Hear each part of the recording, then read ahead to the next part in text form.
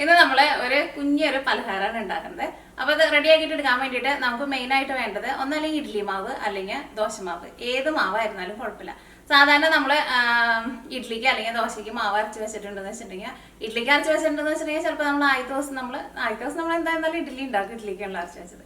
പിന്നെ അത് കഴിഞ്ഞിട്ട് നമ്മളിപ്പോൾ ആ മാവ് ഫ്രിഡ്ജിൽ എടുത്ത് വെച്ചിട്ടുണ്ടെങ്കിൽ ആ മാവ് ഒന്നും കൂടി ഒന്ന് പുളിച്ച് കഴിയുമ്പോൾ പിന്നെ നമുക്കത് ഇഡ്ലി ഉണ്ടാക്കിയിട്ടുണ്ടെങ്കിൽ അത്രയ്ക്ക് ടേസ്റ്റ് ഉണ്ടാവില്ല. അപ്പോൾ നമ്മൾ അത് വെച്ചിട്ട് ചിലപ്പോൾ ദോശ ഉണ്ടാക്കും. അത് കഴിഞ്ഞിട്ട് ചിലപ്പോൾ കുറച്ചുകൂടി മാവ് ബാക്കി ഉണ്ടെന്ന് വെച്ചിട്ടുണ്ടെങ്കിൽ ചിലപ്പോൾ നമുക്ക് അത് വെച്ചിട്ട് ചിലപ്പോൾ ഒന്നും ഉണ്ടാക്കാൻ വേണ്ടിയിട്ട് ഇഷ്ടമുണ്ടാവില്ല. അപ്പോൾ ഇതിലേക്ക് അങ്ങനെ ബാക്കിയൊന്നും മാവ് തന്നെ വേണമെന്ന് നിർബന്ധമില്ല. ഇതിന് വേണ്ടിയിട്ട് നിങ്ങൾക്ക് മാവ് വേണമെന്ന് വെച്ചിട്ടുണ്ടെങ്കിൽ അങ്ങനെ മാവ് അരച്ചിട്ട് വയ്ക്കുക. അല്ലെങ്കിൽ ബാക്കി വന്ന ഏത് മാവായിരുന്നാലും കുഴപ്പമില്ല, ഇഡ്ലിക്ക് അരച്ചതായിരുന്നാലും കുഴപ്പമില്ല, ദോശയ്ക്ക് അരച്ചതായാലും കുഴപ്പമില്ല. അപ്പോൾ അത് ശരിക്കും നമ്മൾ ഉഴുന്നുവടയൊക്കെ ഉണ്ടാക്കണം പോലെ, പക്ഷേ ഉഴുന്നുവട ഉണ്ടാക്കണ അത്രയ്ക്ക് പാടൊന്നുമില്ല. അങ്ങനത്തെ ഒരു ഷേപ്പിലല്ല ഉണ്ടാക്കിയിട്ട് എടുക്കുന്നത്. പിന്നെ ദോശയായിരുന്നാലും ഇഡ്ലിക്ക് ആയിരുന്നാലും കഴിക്കാൻ വേണ്ടിയിട്ട് മടിയുള്ള കുട്ടികൾക്കൊക്കെ ഇതേപോലെ ഉണ്ടാക്കി കൊടുത്തിട്ടുണ്ടെങ്കിൽ ഉറപ്പായിട്ട് നല്ല ഇഷ്ടമാവും. നമ്മൾ ഇതിൻ്റെ കൂടെ കഴിക്കാൻ വേണ്ടിയിട്ട് ഒരു തേങ്ങ ചട്നിയും കൂടിയിട്ട് ഉണ്ടാക്കുന്നുണ്ട്. പിന്നെ നമ്മൾ ബിരിയാണിയിൽ ലാസ്റ്റ് അപ്ലോഡ് ചെയ്തിട്ടുണ്ടായത് റവയും മുട്ടയും കൂടി ചേർത്തിട്ട് വേറൊരു പലഹാരമാണ് ചെയ്തിട്ടുണ്ടായത്. അത് നിങ്ങൾ കുറേ പേരൊക്കെ ട്രൈ ചെയ്ത് നോക്കിയിട്ട് നല്ല ടേസ്റ്റ് ഉണ്ടായിരുന്നു പറഞ്ഞു. അപ്പോൾ നിങ്ങൾ ആ വീഡിയോ കാണാത്തവരുണ്ടെന്ന് വെച്ചിട്ടുണ്ടെങ്കിൽ ആ വീഡിയോ കൂടിയിട്ട് കാണാൻ വേണ്ടിയിട്ട് മറക്കരുത് കേട്ടോ. പിന്നെ ഓണത്തിന് ഇനിയിപ്പോൾ അധികം ദിവസമൊന്നുമില്ല. അപ്പോൾ നമ്മൾ ഓണത്തിൻ്റെ റെസിപ്പികളൊന്നും നമ്മൾ അപ്ലോഡ് ചെയ്തിട്ടില്ല. അപ്പോൾ ഇനി വരും ദിവസങ്ങളിലേക്ക് ഞാൻ ഓണത്തിൻ്റെ റെസിപ്പികളായിട്ട് വരാം. പിന്നെ വീക്കെൻഡ് വ്ളോഗും ചെയ്യാം കേട്ടോ. എൻ്റെ വീട്ടിലെ ഇവിടെ വീട് ക്ലീൻ ചെയ്യാൻ വേണ്ടിയിട്ട് റോബോട്ട് ഉണ്ട്. അത് ഓട്ടോമാറ്റിക് ഓൺ ആയത്. ഇപ്പോൾ സൗണ്ട് ഉണ്ടാക്കി ഞാൻ പോയി ഓഫ് ചെയ്തിട്ട് വരാം.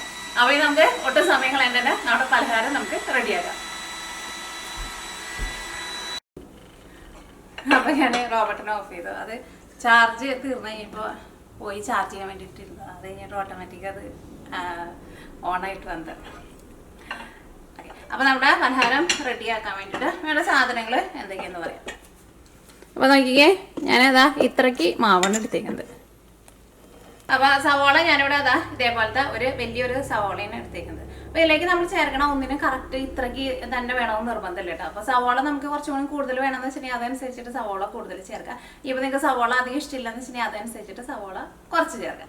അപ്പോൾ സവോള നമുക്കൊന്ന് നല്ല ചെറുതായിട്ട് കട്ട് ചെയ്തിട്ട് ചേർക്കാം കേട്ടോ. ഇങ്ങനെ സ്ലൈസ് ചെയ്തിട്ട് ചേർക്കണ്ട, നല്ല ചെറുതായിട്ട് കട്ട് ചെയ്തിട്ട് ചേർക്കാം. അതാണ് കുറച്ചുകൂടി നല്ല ടേസ്റ്റ് ഉണ്ടാവും. അപ്പോൾ സവോള ഒന്ന് കട്ട് ചെയ്തിട്ട്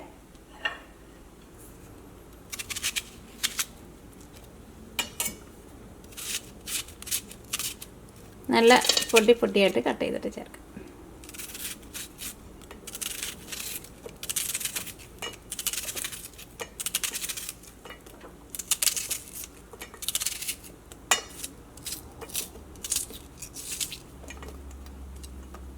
ഒരുപാട് സവോള അങ്ങോട്ട് ചേർത്തിട്ട് നമ്മുടെ ബാറ്റർ ഭയങ്കര തിക്കാക്കിയിട്ട് എടുക്കരുത് കേട്ടോ.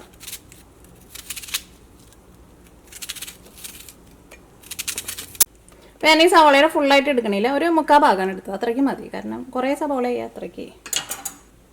ഇനി ഇതിലേക്ക് നമ്മൾ ചേർക്കുന്നത് ഇതേപോലത്തെ ഒരു വലിയ കഷ്ണം ഇഞ്ചിയാണ് ചേർക്കുന്നത്. ഇഞ്ചി ഇതിനകത്ത് കുറച്ച് കൂടുതൽ ചേർക്കണ്ട. ഇഞ്ചിയുടെ ഒരു ടേസ്റ്റ് നല്ലൊരു ഫ്ലേവർ കൊടുക്കും. അപ്പോൾ ഇഞ്ചി എന്നാലും നല്ല ചെറുതായിട്ട് നല്ല കുരുകുരുന്നെ കട്ട് ചെയ്തിട്ട് നല്ല കനം കുറച്ചിട്ട് കട്ട് ചെയ്തിട്ട് ചേർക്കാം.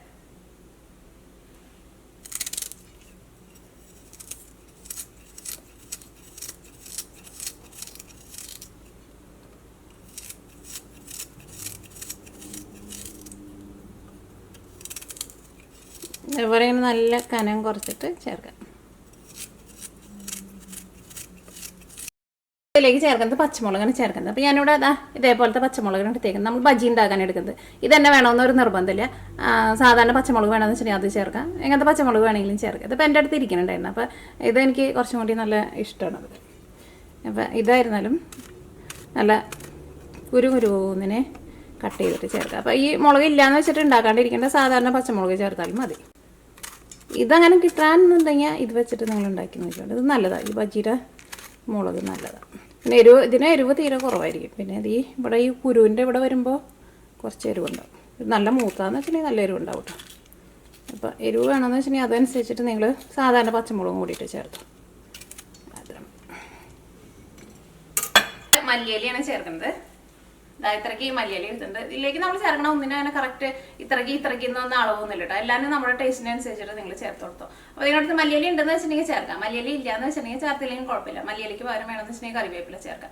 ഇപ്പോൾ മല്ലിയിലയും കറിവേപ്പിലയും രണ്ടും ഒരുമിച്ച് ചേർത്താലും കുഴപ്പമില്ല. നല്ല പൊടിയായിട്ട് കട്ട് ചെയ്തിട്ട് ചേർക്കാം.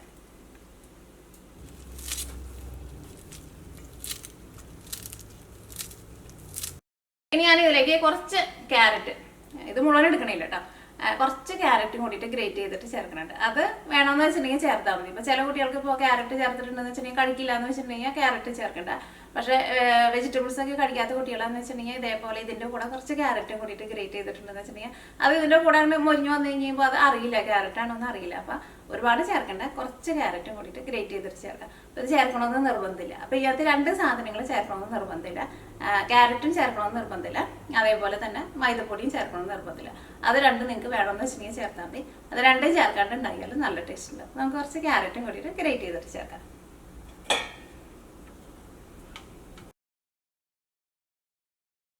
ഇതിലേക്ക് 2 ടേബിൾ സ്പൂൺ അരിപ്പൊടി. ഒരുപാട് കൂടുതൽ ചേർക്കരുത് കേട്ടോ അരിപ്പൊടി, പ്രത്യേകം ശ്രദ്ധിക്കുക. അത്രയ്ക്ക് മാവിന് 2 ടേബിൾ സ്പൂൺ മാക്സിമം അത്രയ്ക്ക് ആവശ്യമുള്ളൂ. ഞാൻ ഇതിലേക്ക് 1 ടേബിൾ സ്പൂൺ മൈദപ്പൊടിയും കൂടിയിട്ട് ചേർക്കുന്നുണ്ട്. മൈദപ്പൊടി ചേർക്കണമെന്ന് നിർബന്ധമില്ല കേട്ടോ. മൈദപ്പൊടി ചേർക്കാണ്ട് റെഡിയാക്കിയിട്ട് എടുത്താലും നല്ല ടേസ്റ്റ് ഉണ്ടാവും. പക്ഷെ മൈദപ്പൊടി കൂടി ചേർത്തിട്ടുണ്ടെന്ന് വെച്ചിട്ടുണ്ടെങ്കിൽ അതിൻ്റെ ഒരു ടെക്സ്ചർ എനിക്ക് കുറച്ചും കൂടി ഇഷ്ടമാണ്. കുറച്ചും കൂടി ഒരു വലിയ പോലത്തെ ഒരു ടെക്സ്ചർ കിട്ടും. അപ്പോൾ മൈദപ്പൊടി വേണ്ടെന്ന് വെച്ചിട്ടുണ്ടെങ്കിൽ ഇല്ലാണ്ട് ഉണ്ടാക്കാം. ഞാനിത് ഉണ്ടാക്കി നോക്കിയത് മൈദപ്പൊടി ഇല്ലാണ്ടാണ് ഞാൻ ഫസ്റ്റ് ഉണ്ടാക്കി നോക്കിയത്. ശരിക്കും നല്ല മുരിഞ്ഞ് നല്ല ടേസ്റ്റ് കിട്ടും. അപ്പോൾ വേണമെന്ന് വെച്ചിട്ടുണ്ടെങ്കിൽ കുറച്ച് മൈദപ്പൊടി 1 ടേബിൾ സ്പൂൺ ചേർക്കാം. 1 ടേബിൾ സ്പൂൺ മൈദപ്പൊടി അതേപോലെ ഇങ്ങനെ ടേബിൾ സ്പൂണിൽ ഇങ്ങനെ നിറച്ചെടുക്കുന്നുണ്ട്. ഇതിലേക്ക് ആവശ്യത്തിന് ഉപ്പ്, നിങ്ങൾ നേരത്തെ കൂട്ടിയിട്ട് ഉപ്പ് ചേർത്ത് വെച്ചിട്ടുണ്ടെന്ന് വെച്ചിട്ടുണ്ടെങ്കിൽ അതനുസരിച്ചിട്ട് നോക്കിയിട്ട് ചേർത്തോട്ടെ. ഇച്ചിരി കുരുമുളക് പൊടി ചേർക്കുന്നുണ്ട്, അത് വേണമെങ്കിൽ ചേർത്താൽ മതി. ഇനി നിങ്ങൾക്ക് കായത്തിൻ്റെ ടേസ്റ്റ് ഇഷ്ടമാണെന്ന് വെച്ചിട്ടുണ്ടെങ്കിൽ കുറച്ച് കായം, ഒരു 2 നുള്ളു കായം കൂടിയിട്ട് ചേർക്കാം. ഇതെല്ലാം കൂടിയിട്ട് ഒന്ന് മിക്സ് ചെയ്യും. അത് നിങ്ങൾ അരിപ്പൊടിയും അല്ലെങ്കിൽ മൈദയൊക്കെ കൂടുതൽ ഇട്ടിട്ടുണ്ടെന്ന് വെച്ചിട്ടുണ്ടെങ്കിൽ നമ്മുടെ ബാറ്റർ ഇതേപോലെ ഇനി ഇരിക്കില്ല കേട്ടോ, ഭയങ്കര തിക്കായിട്ട് വരും. അപ്പോൾ നമ്മുടെ വട ഉണ്ടാക്കാനുള്ള ബാറ്റർ റെഡി ആയിട്ടുണ്ട്. അപ്പോൾ ഇതിനകത്ത് മെയിനായിട്ടൊരു കാര്യം പ്രത്യേകം ശ്രദ്ധിക്കേണ്ടത്, ഉള്ള അരിപ്പൊടി മുഴുവനും കോരിയിടരുത് കേട്ടോ, ഭയങ്കര ഹാർഡായിട്ട് വരും. ഇത്രയ്ക്ക് മാവിന് 2 ടേബിൾ സ്പൂൺ, അത് തന്നെ മാക്സിമമാണ്, അതിനൊട്ടും കൂടുതൽ ചേർക്കണ്ട. പിന്നെ ബാറ്റർ ഇതേപോലെ തന്നെ ഇരിക്കണം, ഭയങ്കര തിക്കായിട്ടാണ് ഇരിക്കുകയെന്ന് വെച്ചിട്ടുണ്ടെങ്കിൽ അതനുസരിച്ചിട്ട് കുറച്ച് വെള്ളം ചേർത്തിട്ട് ഒന്ന് ലൂസാക്കിയിട്ട് എടുക്കാം. അപ്പോൾ അതനുസരിച്ചിട്ട് ചേർത്താൽ മതി അരിപ്പൊടി. നിങ്ങൾ കുറച്ച് മാവാണ് എടുക്കണമെന്ന് വെച്ചിട്ടുണ്ടെങ്കിൽ അരിപ്പൊടി അപ്പോൾ 1 ടേബിൾ സ്പൂൺ ചേർത്താൽ മതി. ഇത് റെസ്റ്റ് ചെയ്യാനൊന്നും വെക്കേണ്ട ആവശ്യമില്ല. ഇത് വെച്ചിട്ട് നമുക്ക് വട റെഡിയാക്കാം.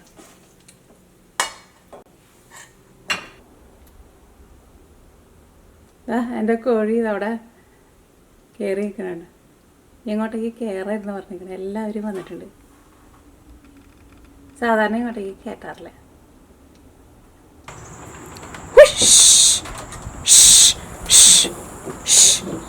എത്ര വട്ടം പറയണ ഇങ്ങോട്ട് കയറരുതെന്ന്. ഇത് റാണി ഒന്ന് താഴെ ഇറങ്ങിയേ. ഇറങ്ങിപ്പോയേ.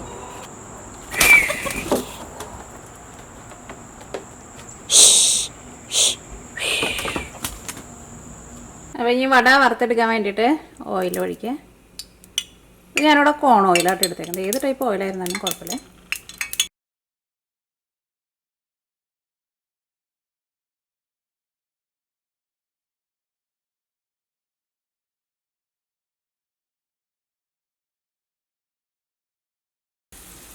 രണ്ട് സൈഡ് നന്നായിട്ട് മരിഞ്ഞിട്ടുണ്ട്.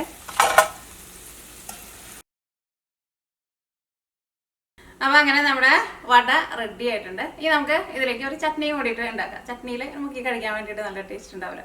അപ്പോൾ നമുക്ക് തേങ്ങ ചട്നി റെഡിയാക്കാം. റെഡിയാക്കാൻ വേണ്ടിയിട്ട് ഒരു 2 പിടി തേങ്ങ എടുക്കാം.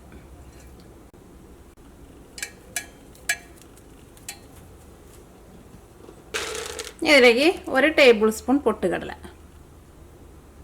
ഇത് ചനാദാലല്ല കേട്ടോ, നമ്മൾ വെറുതെ ഇങ്ങനെ കുറച്ച് കഴിക്കില്ലേ, അത് പൊട്ടുകടല. ഒരുപാട് ചേർക്കേണ്ട, 1 ടേബിൾ സ്പൂൺ ചേർത്താൽ മതി. കുറേ ചേർത്തിട്ടുണ്ടെന്ന് വെച്ചിട്ടുണ്ടെങ്കിൽ ഇതിൻ്റെ ഒരു കുത്തു വരും. ഇതിലേക്ക് ഇതേപോലത്തെ ഒരു കഷ്ണം ഇഞ്ചി,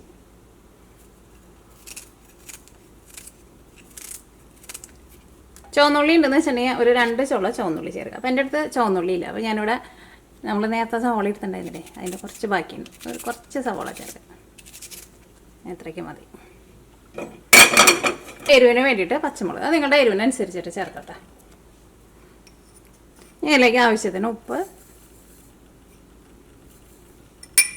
കല്ലുപ്പ് ഉണ്ടെന്ന് വെച്ചിട്ടുണ്ടെങ്കിൽ കല്ലുപ്പ് ചേർക്കാം. എനിക്കിങ്ങനെ ചട്നി ഇതൊക്കെ അരയ്ക്കുമ്പോൾ കല്ലുപ്പും കൂട്ടിയിട്ട് അരച്ചിട്ടുണ്ടെന്ന് വെച്ചിട്ടുണ്ടെങ്കിൽ അത് കുറച്ചും കൂടി നല്ലൊരു ടേസ്റ്റ് ഉണ്ടാവും.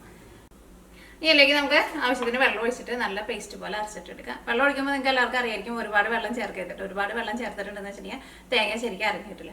പിന്നെ ഇതിലേക്ക് ഒഴിക്കണ വെള്ളം നല്ല തണുത്ത വെള്ളമെന്ന് വെച്ചിട്ടുണ്ടെങ്കിൽ വെള്ളം ആ തണുപ്പൊന്ന് ആറിയിട്ട് ഒന്ന് ചെറുതായിട്ടൊന്ന് പതുക്കെ ഒന്ന് ചൂടാക്കിയിട്ട് വേണം ഒഴിക്കാൻ വേണ്ടിയിട്ട്. കാരണം ഇവിടെ ഞങ്ങൾക്ക് ടാപ്പിൽ വരുന്ന വെള്ളം എപ്പോഴും നല്ല ഭയങ്കര തണുത്ത വെള്ളമായിരിക്കും. ആ വെള്ളം നമ്മൾ ഒഴിച്ചിട്ടുണ്ടെന്ന് വെച്ചിട്ടുണ്ടെങ്കിൽ ഇതിനകത്ത് ഇങ്ങനെ എന്താ പറയുക, തേങ്ങ ഇങ്ങനെ പിരിഞ്ഞ പോലെ കിടക്കുക, വെളിച്ചെണ്ണ ഇങ്ങനെ തെളിഞ്ഞിട്ട്. അപ്പം ഞാൻ എപ്പോഴും ഒന്ന് ചെറുതായിട്ട് പതുക്കെ ഒന്ന്, നല്ല ചൂടുള്ള വെള്ളമല്ല, ഒരു വെള്ളം ആ തണുപ്പൊന്ന് മാറ്റിയിട്ടുള്ള വെള്ളമാണ് സാധാരണ ചേർത്തിട്ട് അരയ്ക്കുക. അങ്ങനത്തെ വെള്ളം എന്ന് വെച്ചിട്ടുണ്ടെങ്കിൽ അങ്ങനെ ചേർത്തിട്ട് അരയ്ക്കണം കേട്ടോ. ഇത് നല്ല പേസ്റ്റ് പോലെ അരച്ചിട്ടെടുക്കുക.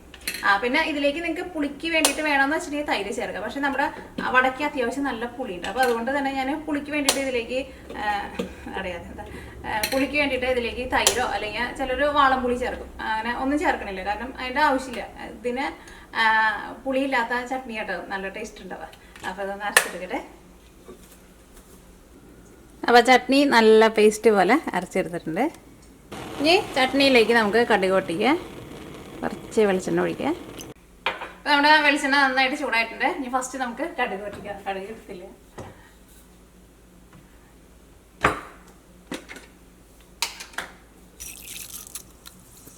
കടുക് പൊട്ടട്ടെ.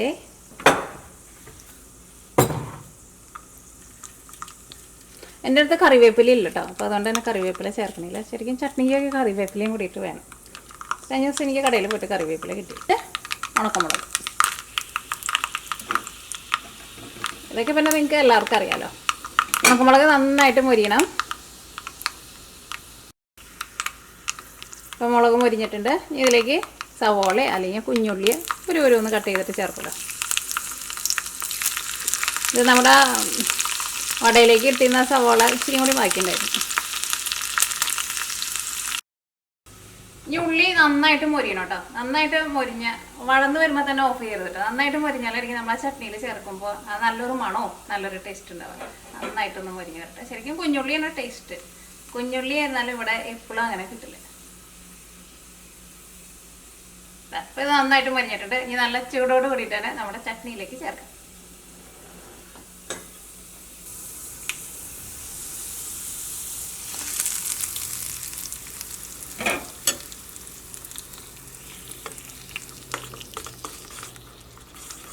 ചൂടോട് കൂടിയിട്ടാണ്ട് ഇളക്കി കൊടുക്കുക.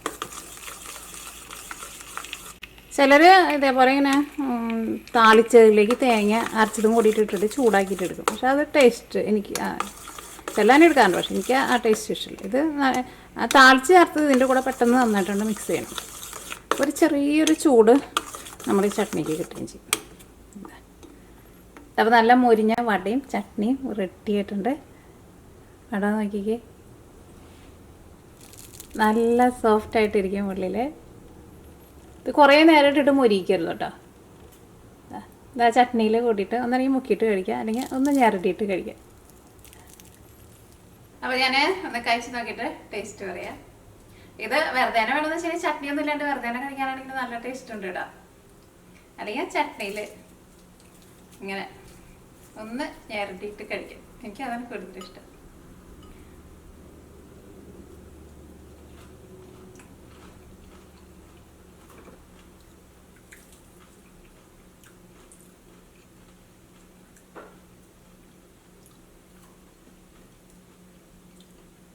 ചട്നി ആയിരുന്നാലും നല്ല ടേസ്റ്റ് ഉണ്ട്. സവോള ആയിരുന്നാലും അങ്ങനെ എന്താ പറയുക, സവോള ആയിരുന്നാലും ചെറുതായിട്ട് ഇങ്ങനെ ഒരു കടിക്കുന്നുണ്ട്. അതും ഇങ്ങനെ ഭയങ്കരമായിട്ട് അതിൻ്റെ ഉള്ളിലിടുമ്പോൾ ഭയങ്കരമായിട്ട് അങ്ങോട്ട് മൊരിഞ്ഞിട്ടില്ല. നല്ല സൂപ്പർ ടേസ്റ്റ് ആണ്. ഞാൻ കൂടുതലൊന്നും അറിയില്ല. അപ്പോൾ നിങ്ങളുടെ അടുത്ത് ഇങ്ങനെ മാവ് ഇരിക്കുന്നുണ്ടെന്ന് വെച്ചിട്ടുണ്ടെങ്കിൽ ഇപ്പോൾ തന്നെ നിങ്ങൾ ട്രൈ ചെയ്ത് നോക്കാം. ഉറപ്പായിട്ട് നിങ്ങൾക്ക് നല്ല ഇഷ്ടമാവും.